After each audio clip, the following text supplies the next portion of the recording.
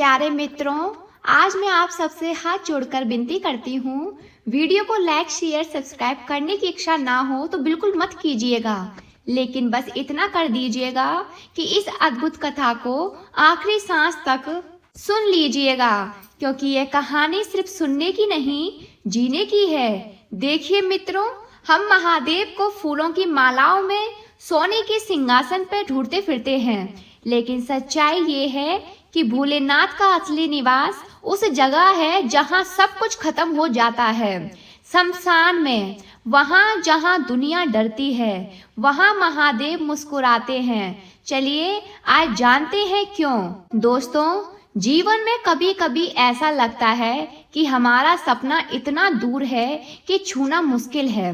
जैसे कोई कहे तुम ये नहीं कर सकते, यह असंभव है। लेकिन क्या आप जानते हैं कि देवी पार्वती ने ऐसा ही असंभव किया।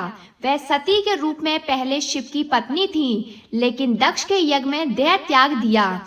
फिर पुनर्जन्म लिया हिमालय राज की पुत्री के रूप में, लेकिन शिव वह कैलाश पर वैरागी हो चुके थे। सती की याद में लीन, दुनिया से अलग, पार्वती जी ने ठान लिया, मैं शिव को ही पाऊंगी, चाहे कितना ही तप करना पड़े। यह कथा है उनके तप की, जो हमें सिखाती है कि दृढ़ इरादे से किस्मत बदली जा सकती है। कथा की शुरुआत से ही समझिए। हिमालय पर्वत के राजा थे, विशाल मजबूत जैसे पर्वत खुद उनकी पत्नी मेनका देवी थी, जो स्वर्ग से आई अप्सरा थी। दोनों को एक पुत्री हुई, नाम रखा उमा या पार्वती।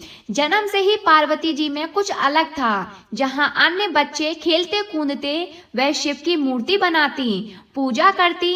माता मेनका कहती, बेटी तुम्हारी उम्र खेलने की है, ये क्या कर रही हो। पार्वती मुस्कुराती और कहती, माँ शिव मेरे दिल में बसते हैं, वे मेरे पति होंगे। लेकिन समस्या ये थी कि शिव अब वैराग्य में थे। सती के जाने के बाद उन्होंने संसार त्याग दिया। कैलाश पर बैठे ध्यान में लीन, भस्म लगाए, सर्पों से सजे देवता भी डरते थे उनसे बात करने में। ब्रह्मा जी विष्णु जी सब जानते थे कि शिव को मनाना आसान नहीं। फिर पार्वती जैसा नाजुक राजकुमारी कैसे। हिमालय राज ने ज्योतिषियों को बुलाया। उन्होंने कहा, राजन पार्वती का विवाह शिव से ही होगा, लेकिन इसके लिए उन्हें घोर तप करना पड़ेगा। यह सुनकर पार्वती जी खुश हुई। उन्होंने कहा, पिताजी मैं तैयार हूँ, तब ही मेरी ताकत बनेगा। लेकिन मेनका देवी रोने लगी, बेटी तुम तो राजकुमारी हो, जंगल में तप, भूख प्यास, ठंड गर्मी, ये सब कैसे सहोगी। पार्वती ने जवाब दिया, माँ जो लक्ष्य दिल से चाहो उसके लिए मुश्किलें छोटी लगती हैं। यहाँ से शुरू होता है तप का वो दौर जो हमें मोटिवेट करता है। पार्वती जी महल छोड़कर जंगल चली गईं।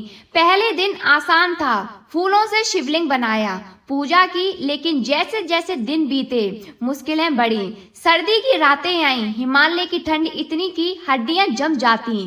पार्वती जी एक पतली चादर में बैठी नमः शिवाय जपती रहीं। भूख लगी लेकिन वे फल तक नहीं खाती, सिर्फ पत्ते चबाती। एक बार जंगली जानवर आए, शेर भालू, लेकिन पार्वती की भक्ति इतनी मजबूत कि जानवर भी शांत होकर चले गए। वह सोचती, अगर मैं डर गई तो शिव कैसे मिलेंगे। समय बीतता गया, महीने साल दशक हजारों वर्ष तक तप चला। पार्वती जी का शरीर कमजोर हो गया, बाल झड़ गए, त्वचा सूख गई, लेकिन आंखों में चमक बनी रही। देवता देखते रह गए। इंद्रदेव ने सोचा, ये तप इतना शक्तिशाली है कि कहीं शिव जग ना जाए। उन्होंने अप्सराओं को भेजा पार्वती को बहकाने के लिए। अप्सराएं आईं, गीत गाए, नाच दिखाया। राजकुमारी ये तप क्यों, स्वर्ग में आओ, सुख भोगो। लेकिन पार्वती हिली नहीं। उन्होंने कहा, सुख तो क्षणिक है, शिव भक्ति अमर है। यहाँ सीख लीजिए दोस्तों, आज की जिंदगी में हम कितनी जल्दी हार मान लेते हैं। जॉब में प्रमोशन नहीं मिला तो छोड़ देते हैं, रिश्ते में समस्या आई तो ब्रेकअप कर लेते हैं, लेकिन पार्वती जी ने दिखाया कि तप मतलब दृढ़ता। अगर आपका गोल क्लियर है तो डिस्ट्रैक्शन को इग्नोर करो। जैसे स्टूडेंट्स एग्जाम की तैयारी करते हैं, रात दिन पढ़ाई, फ्रेंड्स की पार्टी छोड़कर, यही तप है। अब कथा में ट्विस्ट आता है। शिव जी को पता चला पार्वती के तप का, लेकिन वे बैरागी थे, प्रेम से डरते थे।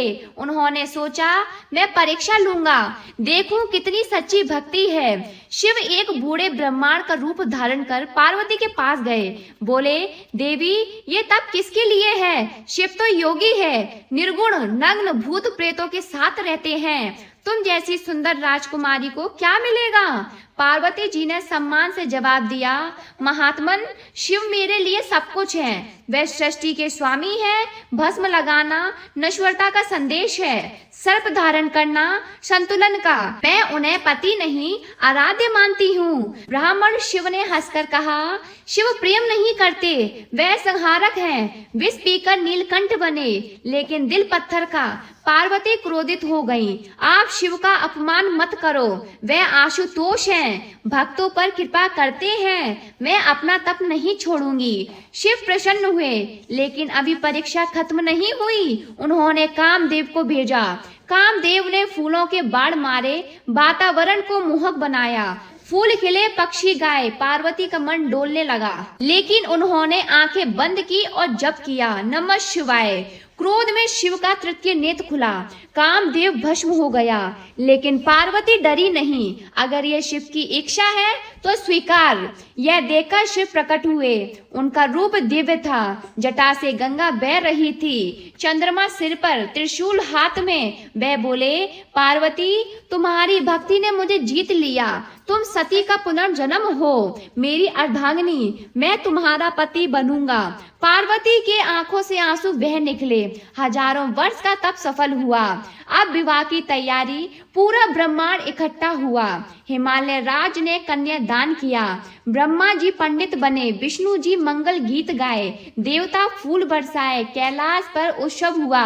पार्वती जी शिव की बाईं ओर बैठी, अर्धनारीश्वर का रूप। इससे कार्तिकेय और गणेश जैसे पुत्र हुए, जो दुनिया को बचाते हैं। लेकिन कथा यहीं खत्म नहीं है, इसका सार है मोटिवेशन। पार्वती जी ने दिखाया संकल्प की ताकत। उन्होंने ठान लिया और पीछे नहीं हटी। आज आप सोचिए, अपना ड्रीम जॉब, बिजनेस या प्यार। अगर संकल्प पक्का तो रास्ते खुद बनेंगे। जैसे माँ पार्वती ने तप कर भोले बाबा को प्रसन्न किया, वैसे ही आप भी अपनी हर ड्रीम जॉब या अपने प्यार, बिजनेस, जो भी आपका लक्ष्य है, आप भी अगर संकल्प लेके करना चाहते हैं तो आप भी उसमें सफल जरूर होंगे। दूसरी सीख मिलती है, मुश्किलों से लड़ना। ठंड, भूख, अपमान सब सहा। जिंदगी में डिप्रेशन, फेलियर आएगा, लेकिन तब से पार। जैसे महात्मा गांधी ने सत्याग्रह किया, ब्रिटिश समाज हिला दिया। तीसरी सीख है, भक्ति का मतलब सिर्फ पूजा नहीं होता, समर्पण, शिव भक्ति। जैसे अपना काम 100% दो, स्टूडेंट्स पढ़ाई में और जो भी ग्रस्त आदमी हैं वो अपनी लाइफ में। सीख नंबर 4, पेरेंट्स और सोसाइटी का दबाव। मेनका देवी ने रोका, लेकिन पार्वती ने सुना नहीं। अपनी आवाज सुनो, लेकिन सम्मान से। पांचवी सीख है, सफलता का इनाम। तब के बाद शिव मिले, आपकी मेहनत भी फल देगी। प्रमोशन, खुशी, प्यार और शांति। दोस्तों, इस कथा को सुनकर मजबूर हो जाओ। आज से बदलाव लाओ। रोज 10 मिनट मेडिटेशन करो, नमः शिवाय का जाप करो। मुश्किल आए तो सोचो, पार्वती जी ने 1000 साल तप किया, मैं क्यों नहीं। हमारे YouTube के माध्यम से भाइयों बहनों जो ये कथा सुन रहे हैं, आप भी पार्वती बन सकते हैं। एक रियल लाइफ एग्जाम्पल देती हूँ कि एक लड़की थी, गरीब घर से, डॉक्टर बनना चाहती थी। पेरेंट्स ने कहा, बेटी शादी कर लो, लेकिन उसने ठान लिया। रात दिन पढ़ाई, स्कॉलरशिप ली, नीट क्रैक किया, आज डॉक्टर है। यही पार्वती का तप। कथा का अंत यही होता है, शिव पार्वती का मिलन सृष्टि का संतुलन है, पुरुष और प्रकृति का। आप भी अपनी जिंदगी में बैलेंस लाओ। जय भोलेनाथ, हर हर महादेव। आप सबका दिन शुभ हो, आप सबकी जो भी मनोकामना है वो पूर्ण हो। मिलते हैं एक नए धमाकेदार शिव चर्चा कथा के साथ। तो प्लीज कमेंट बॉक्स में जरूर लिखिएगा, हर हर महादेव।